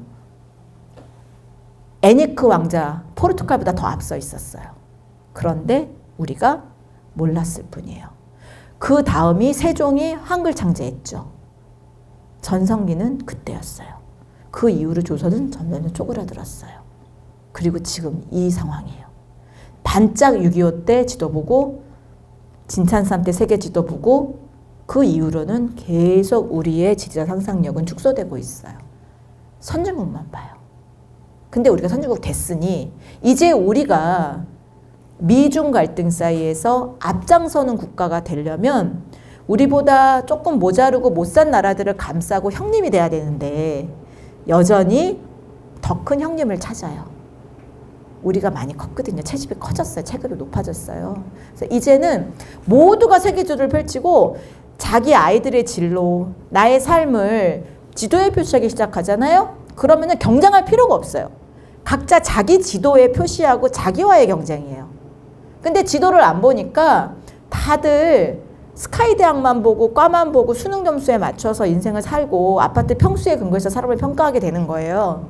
근데 세계주를 딱 펼치면 스케일이 달라집니다. 그래서 근데 이제 그 지도를 좀 잘 봐야 되겠죠. 미국이 대세라고 합니다. 그래서 많은 기업들은 요새 미국에 관심이 많고 미국에 투자를 해요. 근데 여러분, 그렇다고 해서 우리 자녀가 모두 미국에 갈 필요는 없지. 나라마다 중심지가 다 틀려요. 그리고 각자 자기가 잘하고 싶고 행복한 공간도 틀려요. 다행히. 그걸 찾아주는 게 저는 가장 중요한 진로 교육이라고 생각합니다. 그래서 저는 청소년에게 하고 싶은 청소년에게 전하고 싶은 한마디를 책으로 써달라고 그래서 뭐 생태학자인 분은 뭐 손잡지 않고 살아남은 생명은 없습니다. 문학가는 뭐라 그랬지? 어떤 교수님은 사랑할 시간이 얼마 남지 않습니다. 근데 저는 뭐라고 했는지 아세요? 네가 행복한 곳으로 가. 네가 행복한 곳으로 가라. 그것부터 해라. 그거는 아무도 가르쳐줄 수가 없다. 네가 직접 가봐야 내가 거기랑 맞는지 안 맞는지 알 수 있다. 그러니까 남들이 중요하다고 하는 지도를 따라갈 게 아니라 어떤 영화를 보다가도 그 영화 배경지가 어딘지 우리 한번 지구본에서 찾아볼까 하실 수 있잖아요. 뉴스를 보다가 영국은 그렇게 해요. 집에서. 지도책 지구본이 있어요. 집집마다. 그래서 뭐가 나오면 찾아봐요. 같이. 엄마랑 아이랑 아빠랑 찾아본다고요. 그게 쌓이면 그 아이의 지도가 자꾸 업그레이드 되는 거예요. 근데 교과서 지도 한번 들여다보면요, 유럽을 대륙이라고 가르치질 않나. 엉터리 지도. 어른들이 중요하다고 생각하는 데만 보여주니까 오히려 미래에 가장 잘 나갈 나라, 우리 아이가 정말 날개를 펼치고 활짝 비상할 수 있는 나라는 나오질 않아요. 그거 아세요? 세계 지리, 세계사 가르치지도 않는데 거기서 동남아 비중이 1%도 안 되더라고요. 나 깜짝 놀랐어요. 해방 직후만 해도 20%였어요. 오히려. 근데 사실 동남아나 남아시아나 이슬람 국가나 아프리카에 어찌 보면 더 큰 시장이 있고 우리 아이가 친구 사귀면 좋을 애들이 있고 그런데 가르치질 않는다는 거죠. 자, 미중 갈등 심각합니다. 생각할 게 있어요. 맨날 저한테 물어봐. 교수님, 미국이 좋을까요? 중국이 좋을까요? 러시아가 이길까요? 우크라이나가 이길까요? 질문의 수준이 너무 낮아요. 저는요, 미중 사이에서 갈등하는 나라가 한두 나라가 아니에요. 어떤 미중 빼고 다 고민하고 있거든요, 지금. 그러니까 그 나라들을 아우르는 대장이 돼서 우리가 지도력을 발휘해야지. 왜 눈치만 보냐고. 미국, 중국 눈치만 보면 답이 나오냐고. 오히려 이들의 눈치를 보는 나라들과 연합을 해서 우리가 띠를 만들어야 되지 않을까요? 그런데 우리나라 전문가가 없어요, 지역 전문가가. 그리고 이런 새로운 지도를 읽어낼 수 있는 사람이 없어요. 이 지도 설명하는 데만 해도 거의 20-30분 걸리기 때문에 넘어가겠습니다. 자, 디지털 경쟁력, 미국, 홍콩, 저건 미국, 중국인데요. 자, 나머지 나라 보세요. 여러분, 이거 사진 찍어 가세요. 스웨덴, 덴마크, 싱가포르, 스위스, 네덜란드, 대만, 노르웨이, UAE, 핀란드, 한국인데요. 이 나라들이 다 잼버리 많이 온 나라들이에요. 이해되세요? 와서 애들이 뭐 하고 싶었는지 아세요? 한국을 경험하는 것뿐만 아니라 친구 사귀고 싶었어요, 애들은.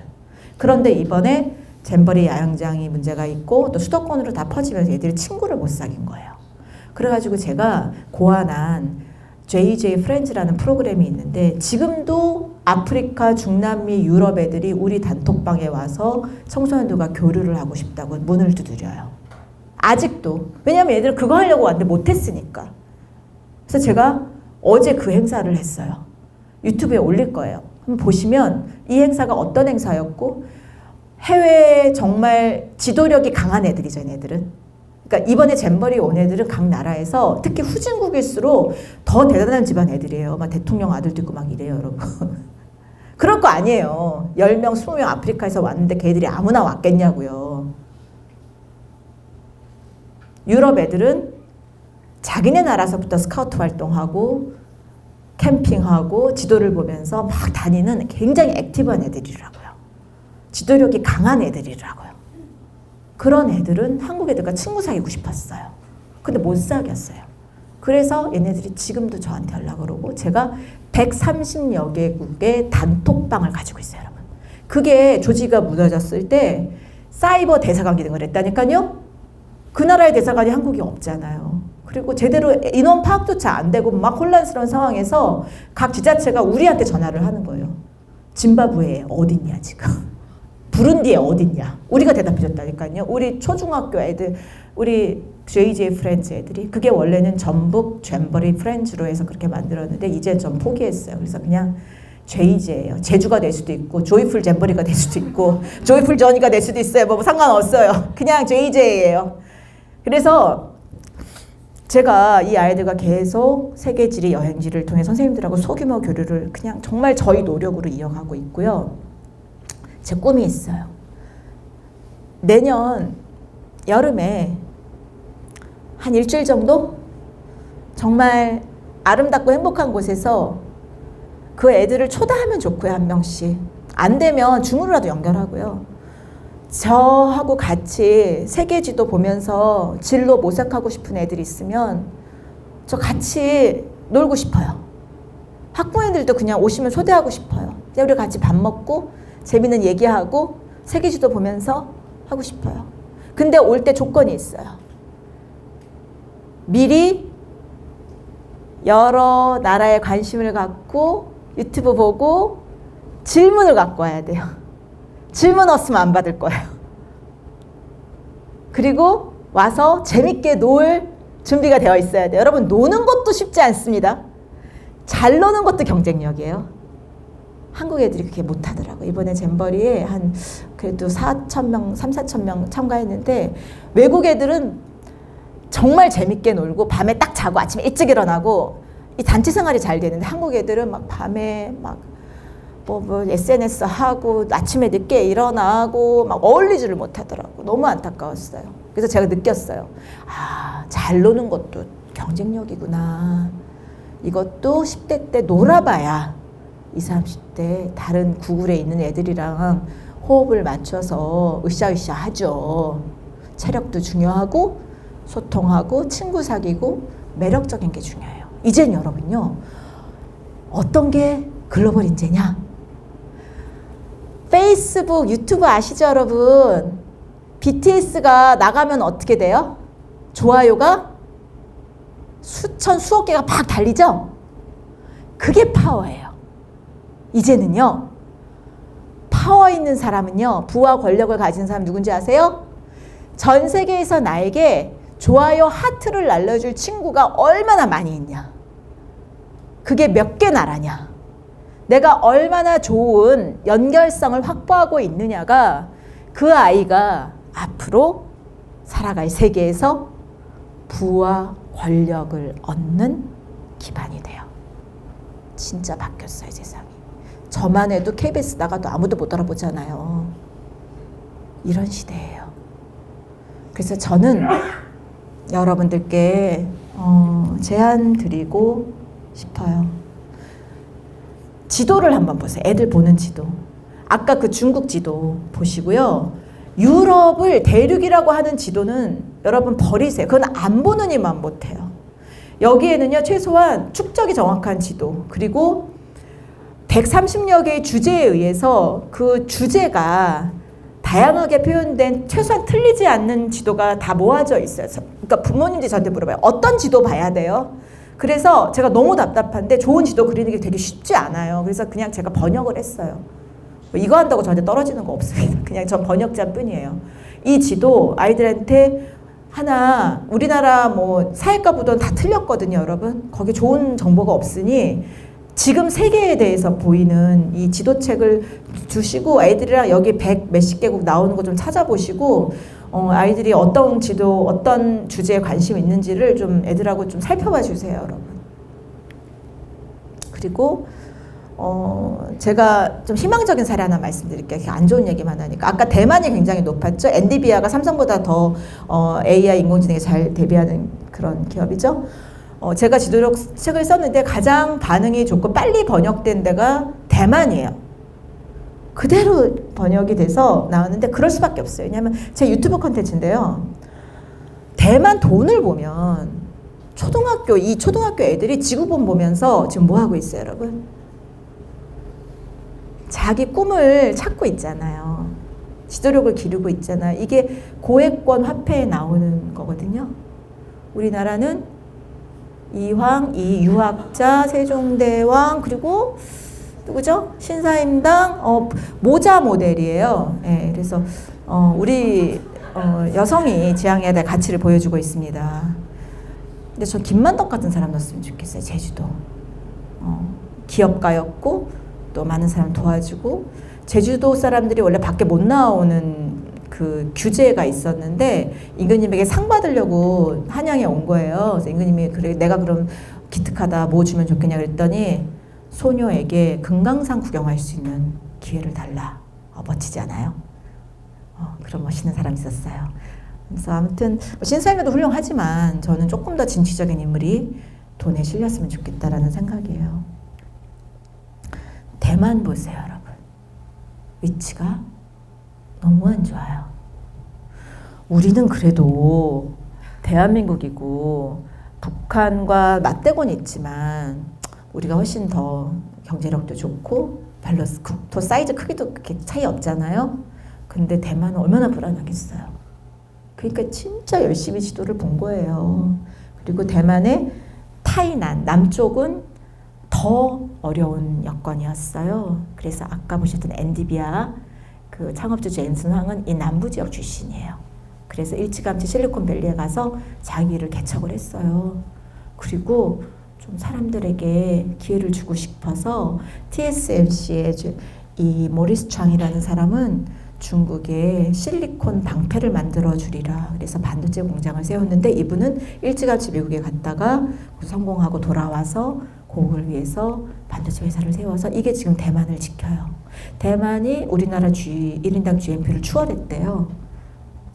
정말 외교 관계도 없어요. 대만은 나라로 인정을 못 받기 때문에 전 세계 외교 관계도 맺지 못하고 굉장히 불리한 조건임에도 불구하고 온 나라 사람들이 지도를 보고 세계로 나아가서 이렇게 엔디비아나 또 이 AMD 같은 데서 대만인들이 눈부시게 활약합니다.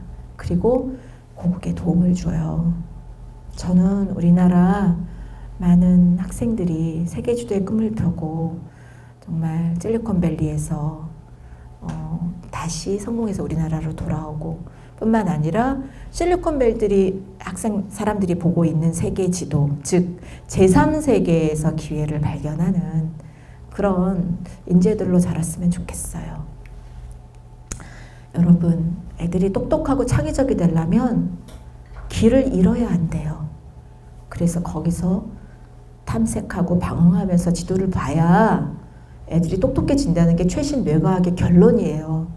저는 가설처럼 생각했는데 그게 지금 뇌과학에서 입증이 되고 있는 상황입니다. 여러분 이 책도 한번 읽어보시면 왜 우리 아이에게 잼버리 같은 활동이 필요하고 지도를 펼치고 같이 자연 속을 탐색하고 방황하는 원시시대의 생활을 돌아가야 되는지 여러분들이 이해하실 수 있을 거예요. 우리가 아이들을 가둬두고 막 억지로 공부만 시킨다고 해서 그 아이가 잘 되지 않고 오히려 더 쉽게 인공지능에 대체되는 사람으로 전락할 우려도 커요. 학교 다닐 때 학기 중에는 공부 열심히 하더라도 여러분 아이들에게 방학 때 단 일주일이라도 저한테 보내주세요. 여러분도 같이 오세요. 우리 같이 지도 보면서 재미있게 노는 법, 세계 지도에서 행복한 곳을 발견하는 법, 아이들하고 같이 친구가 되고 내 미래를 지도에 한번 표시해보는 단 여기 계신 분들만 해도 좋아요. 저 20, 30명도 좋아요. 그렇게 큰 욕심도 없어요. 그냥 아이들의 숨통 그냥 그런 거 좀 시도해 보려고 하거든요. 그래서 제 유튜브 여러분들 보시고 거기 아래다가 여러분들 신청 댓글로 달아주셔도 돼요. 그래서 그게 많아지면 제가 뭐 한 100명만 돼도 할 수 있잖아요. 어디 작은 데 빌려서 같이 맛있는 거 먹으면서 시원한 데서 전 세계 친구들하고 같이 교류하고 그런 공간을 꿈꿔요. 학교 교육과정에서 제가 할 때까지 다 해봤어요. 여러분 저 어제가 마지막이에요. 제가 공교육에 정말 열심히 제안하고 교육부 가서 눈치밥 먹으면서 할 말하고 차이나는 클래스 나가서 얘기하고 폐지됐어요. 최근에 제가 전 방송에 나가서 이 얘기를 계속 반복해서 지금 10년 넘게 해왔는데 상황은 더 안 좋아지고 있고 가망이 없고 유현준 교수 얘기만 들어요. 제 얘기는 듣지도 않아요. 그래서 그냥 제가 오늘 마지막으로 제 유튜브 제 메시지 남기고 그 유튜브에 댓글이 뭐 참여하고 싶습니다. 한 100개만 달리면 그냥 작은 규모로라도 그렇게 한번 내년 여름에 JJ 그게 Joyful Journey일 수도 있습니다. 아무튼 아이들이 좀 재밌게 행복하게 자신들의 미래를 상상하고 또 지도 읽는 법을 배우는 우리 같이 고민하는 저도 물어보고 싶어요. 아이들한테. 그래서 일방적인 강의가 아니라 같이 우리 나아갈 길을 모색해보는 그런 프로그램 한번 해볼까? 근데 이제 저도 나이가 이제 많아요. 그래서 힘들어. 왜냐면 작년에 우리 아버지가 갑자기 돌아가셨어요. 나랑 서너 시간까지 카톡하다가 저는 제가 제주도에서 뭐 일하고 있다 갑자기 돌아가신 소식도 있고 비행기 타고 오는데 인생이 이렇게 험악한 거구나 제가 느꼈고 참 시간이 소중하구나 내 남은 인생이 얼마 없을 수도 있구나 그래서 내가 정말 중요한 걸 해야 되겠구나. 그냥 돈 준다고 여기저기 기업체 가서 강의하고 시간을 내가 낭비하면 안 되겠구나. 내가 책 쓰고 내가 유튜브에서 내가 그동안 깨닫고 한 것들을 남겨야 내 인생의 가치가 그래도 있는 거겠구나. 네, 그런 생각을 했어요. 그래서 오늘 제가 대중강연의 마지막입니다. 여러분, 저 이제 누가 불러도 안 가고, 다음 주가 제가 강남에서 한번 그 강남 도서관 그 부탁을 해가지고, 그래서 그게 마지막일 거 될 것 같아요. 근데 그건 녹화를 안 할 것 같아가지고, 제가 남기는 마지막 강의 올해 될 것 같고요. 이런 내용들, 그리스가 신화 때문에 잘 살게 된 게 아니고요. 지도 강국이었어요.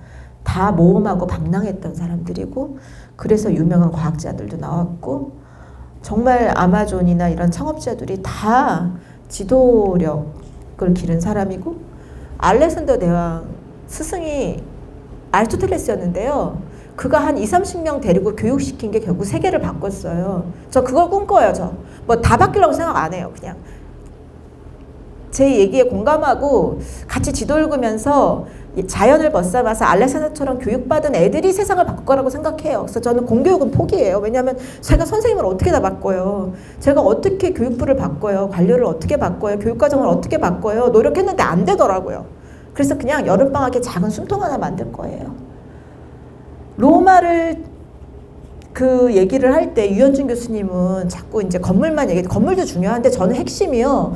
목욕탕만 지으면 뭐예요? 신선한 물이 공급 안 되면은 목욕탕이 헛것이잖아요. 근데 그 물이 공급되는 수도교를 건설한 사람은 지리학자였고 지도 읽는 사람이었고 아그리빠였고 그는 안티가 없어서 지금도 미술 학원에 가면 남아 있는 거예요.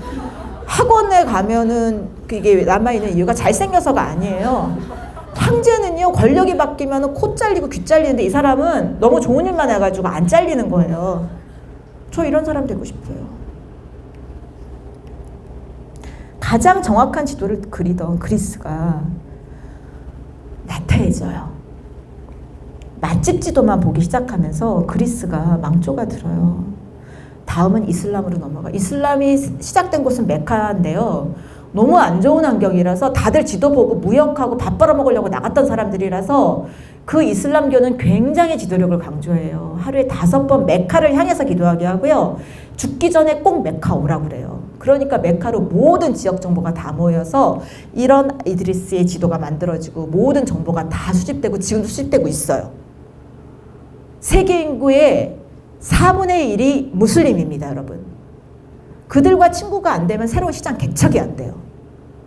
나쁜 무슬림만 있는 거 아니에요. 무슬림도 좋은 무슬림이 있고 적극적인 무슬림도 있고 돈 많은 무슬림도 있고 가난한 무슬림도 있는 거예요. 편견을 버리시기 바랍니다. 우리 이슬람 최고 전문가 박현도 교수님도 저와 함께 하십니다. 그분 유튜브 영상도 있고 올라올 거거든요.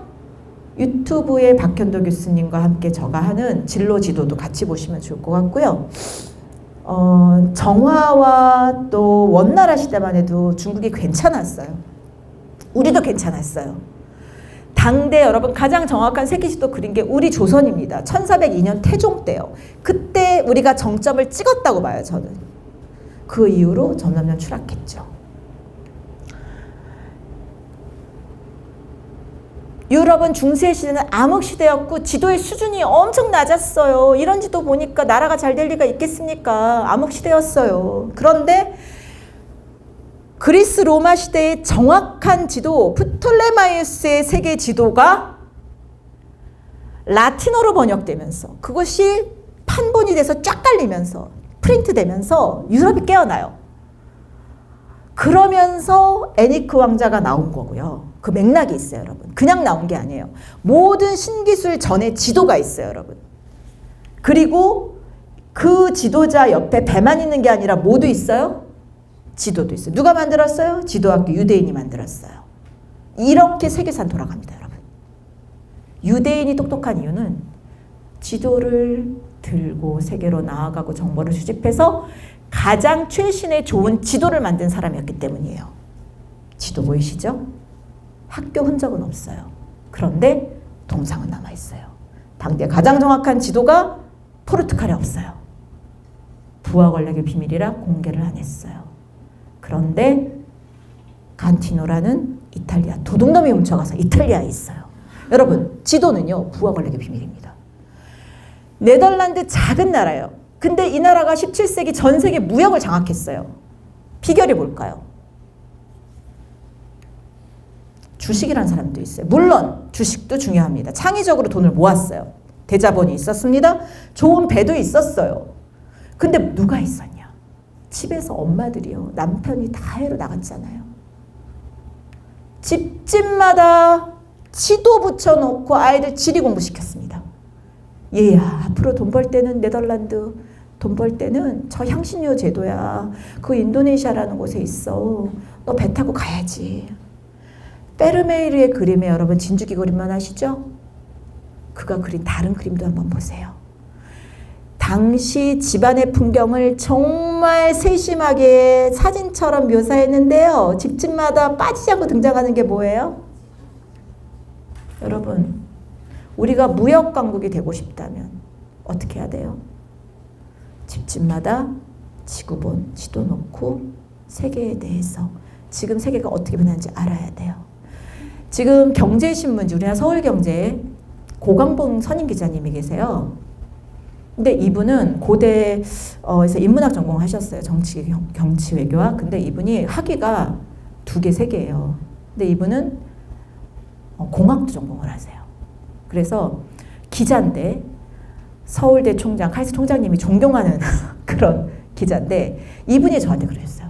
김 교수, 이게 기술뿐만 아니라 이 기술을 어디로 적용할 것인가 제3세계로 나가는 게 너무 중요한데 한국이 그걸 못하고 너무 안타깝다. 그래서 이분이 저하고 같이 그런 기술과 과학의 진로 지도를 한번 해보고 싶다고. 그래서 이분도 저하고 함께 하시기로 했어요. 그래서 내년 여름 캠프에 오시면 여러분 이분 만나실 수 있어요. 이렇게 지리와 천문이 만나서 그 나라의 국운이 상승해요. 당시 페르메이르 시절 네덜란드가 가장 잘 나가던 시절에 모두가 지구본을 보고 지리학자의 이런 걸 보고 지리학자가 만든 지도를 같이 읽던 시대가 있었습니다. 지도명가였고요. 사실은 세계를 바꾼 공간혁명의 주인공이었던 영국의 엘리자베스 1세 여왕, 자기 말 잘 듣는 신하에게 지구본을 선물로 하사했고요. 늘 지도를 함께 했습니다. 반면 중국은 전족을 해서 여자들이 밖에 못 나가게 하고 어머니를 집안에 가두고 지도를 볼 이유가 없게 만든 거죠. 반면 일본은요, 네덜란드와 영국과 교류하면서 지도를 만들었어요. 아까 우리 교장 선생님이 말씀하셨던 신기술 조총이 들어오기 전에 이미 지도를 열심히 읽고 활용하는 지도자들이 늘어났습니다. 이게 일본이 봤던 지도고요. 조선이 봤던 지도입니다. 천하도는요, 상상 속의 지도예요. 현실을 아는데 도움이 전혀 안 되는 우물안 개구리 같은 지도. 반면 일본은 대동아 공영권을 외치면서 이제 아시아를 넘어서 미국까지 넘보기 시작하니까 미국이 아 뜨거! 큰일 났다. 우리도 빨리 해야지. 그래가지고 이제 등장하기 시작했어요. 자, 미국을 이끈 지도자들의 공통점 뭐냐? 다 지도를 좋아하는 지도광이었고 지도력을 강조했던 사람들이에요. 제1대 대통령 조지 워싱턴 마지막 유언입니다. 얘들아, 지도 지구본 봐. 3대 제퍼슨, 지도 만드는 집안이어서 지도를 워낙 잘 읽어서 나폴레옹한테 딜을 잘해가지고 뭘 얻었어요? 루이지애나라는 지금의 거의 프랑스 영토 3배에 해당하는 땅을 공짜로 부동산 거래해서 얻었습니다. 지도 만드는 집안 아들 출신이고 프랑스에 대사로 갔을 때 엄청나게 많은 지도책과 지리 서적을 입수하고 지역 연구를 잘해서 딜을 잘한 거죠. 반면 당시 나폴레옹은 이 대금의 10%를 와이프 위자료로 줬습니다. 처음에 지도 열심히 읽었는데 끝으로 가면서 밥점 펼쳐나고 배 나오면서 망가졌어요. 그러면서 프랑스의 운명도 같이 쇠퇴했죠. 워털루에서 맛이 갔어요. 자, 그런데 이 워털루 전투에 누가 이길 건지를 빨리 알아서 돈을 번 사람은 또 따로 있었습니다. 누구죠? 로스차일드예요. 연결돼요. 세계는 다 연결돼요, 여러분. 이렇게 지도를, 가장 정확한 지도를 가지고 정확한 정보를 갖고 있는 자가 승자예요. 그 법칙은 지금도 마찬가지예요. 정보 싸움입니다. 주식도 정보잖아요. 근데 주식 방송 들으면 이미 늦는 거 아시죠? 현장 가야 돼요. 그리고 이후에 계속 서부 개척을 하고 모든 미국 사람들이 지도를 펼치고 서부로 나가고 개척한 거 아니에요? 미국은 지도력의 나라예요. 지리의 힘 제가 출연해서 설비 선생님이랑 본 그 책은요, 반은 맞고 반은 틀려요. 미국은 처음부터 하늘이 준 땅이 아니잖아요. 하나씩 얻어가고 개척한 땅이고 지도력 좋은 지도자가 확보한 땅이에요. 그게 생략돼 있어요, 그 책은. 그 책은 지리학자가 쓴 책이 아니에요. 그냥 국제관계를 잘 아는 기자가 재미있게 쓴 교양서가 갑자기 지리학 학술서로 둔갑을 해가지고 막 모든 석학들이 분석하고 앉아있는데 그런 책 아니에요. 그건 중고등학교 수준의 교양서적입니다. 그래서 부족함도 많아요. 여러분 보완하셔야 돼요. 어떻게요? 미국을 이끄는 위대한 지도자들은 다 지도력의 달인이었고, 알래스카를 얻은 수워드 국무장관은 내가 옳다라는 걸 입증하기 위한 증거로 커다란 지구본과 지도를 남겼어요. 나 조사했거든. 나 지리학자 보내가지고 알래스카 조사했어. 그거 표시하려고 저런 걸 남겼어요, 여러분. 뿐만 아니죠. 태평양 시대를 연 루즈벨트. 테디베어라고 불릴 정도. 귀여움 많이 받은 이 루즈벨트 대통령은 늘 지도를 강조하고 국토개발계획도 지도에 의해서 수립해서 난개발을 막고 늘 지도를 강조했어요. 그래서 그분의 시그너처가 옆에 지구본이 있는 거예요. 처칠 지도강이었어요. 그래서 2차 세계대전 승리를 이끌고 대서양 넘어서 또 다른 루즈벨트 대통령에게 지도력을 전수했고 두 사람이 같이 힘을 합쳐서 이겼어요. 케네디의 유산이 담긴 이곳, 여기 우주로 나가는 거를 처음 얘기한 사람이, 또 정치화한 사람이, 정치적 아이잔다로 만든 사람이 케네디 대통령. 그도 지도강이었어요. 자세한 거는 제 유튜브 나중에 보시면 됩니다. 지리가 기본이에요, 여러분. 지리를 모르는데 어떻게 전쟁에서 이기겠어요? 마지막 메시지입니다. 여러분, 제가 이 책에 가장 뼈대가 되는 말씀을 주신 분이에요. 이혜란 선생님 돌아가시기 전에 한 3, 4개월에 정말 몸도 너무 아프시고 시간도 없잖아요. 근데 저를 만나주셨어요. 그래서 저하고 한 2, 3시간을 열띤 대담을 했고요. 그 유튜브가 있어요. 같이 나눈 게. 근데 그분이 저한테 그 말씀 주셨어요. 김 교수, 진짜 지도력은 국력이야. 신년에 달력 보는 사람, 시대에 들어진 사람이라고 꼭 얘기를 해줘. 지도 보는 사람이 앞으로 100년을 이끌어갈 거야. 유언 같은. 여러분, 정말 제가 처음 달력과 지도 이야기부터 시작을 했어요. 물론 달력 시간 지키는 것도 중요합니다. 근데 우리가 이미 그거 너무 익숙하잖아요. 그럼 오늘부터 그냥 아무 백주라도 상관없는데 유럽이 크게 나오지 않아요. 면적이 정확, 아까 그 지금 세계, 그거를 표준으로 삼으시면 좋겠어요. 그래서 지도책에 우리 아이의 미래를, 또 나의 꿈을, 여러분도 포기하지 마세요. 우리 애만 볼 게 아니라 내가 먼저 봐야 돼요. 나의 지도, 또 우리 나라의 영토가 확장되는, 정말 BTS처럼, 그죠? 시작은 미약하지만 우리가 전 세계에서 좋아요 하트를 받을 수 있는 그런 사람들이 늘어나면 저는 그게 우리나라 영토가 늘어나는 거라고 생각해요. 오늘 제 강의 여러분 열심히 들어주셔서 정말 너무 감사했고요. 올해 마지막 강의가 될 것 같습니다.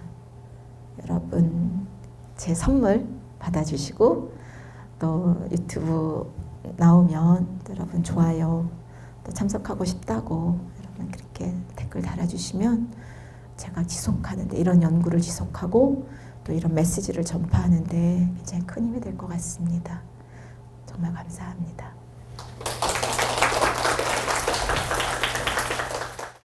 아이들한테 지도를 보여준다는 거가 굉장히 새로웠어요. 왜냐면 아이들을 책을 많이 보여줘라 아니면 경험을 많이 해라 이런 얘기는 들어봤지만 지도를 읽을 수 있는 능력을 길러줘야 된다는 거는 잘 들어보지 못했던 강의인데 그 부분에 대해서 이제 많이 알게 됐고 또 세계 지도를 보면서 한국 안에서 작게 경쟁하는 게 아니라 세계를 보고 내가 하고 싶은 분야에 갈 수 있다라는 그 말이 저도 깨졌고 우리 아이한테도 그런 얘기를 해주기에 좀 세상을 보는 눈을 더 넓혀줄 수 있는 좋은 기회가 된 것 같아요. 이제 5학년이랑 1학년 아이를 키우고 있는데 항상 뭔가 책도 많이 읽게 하고 새로운 경험도 많이 해주게 하고 학교 밖의 경험을 제가 많이 이제 노력은 하는데 그게 오늘 교육을 통해서 제가 그동안 했던 게 뭐였는지를 깨달았어요. 뭔가 내가 이것 때문에 이걸 해왔구나라는 어떤 키워드로 뭉쳐지는 그런 느낌이 들었고요. 그래서 저희 아이도 지금까지 제가 했던 것처럼 근데 이제 지도를 조금 더 그 부분에 조금 더 포커싱을 해가지고 학교 밖에서도 할 수 있는 다양한 경험을 통해 가지고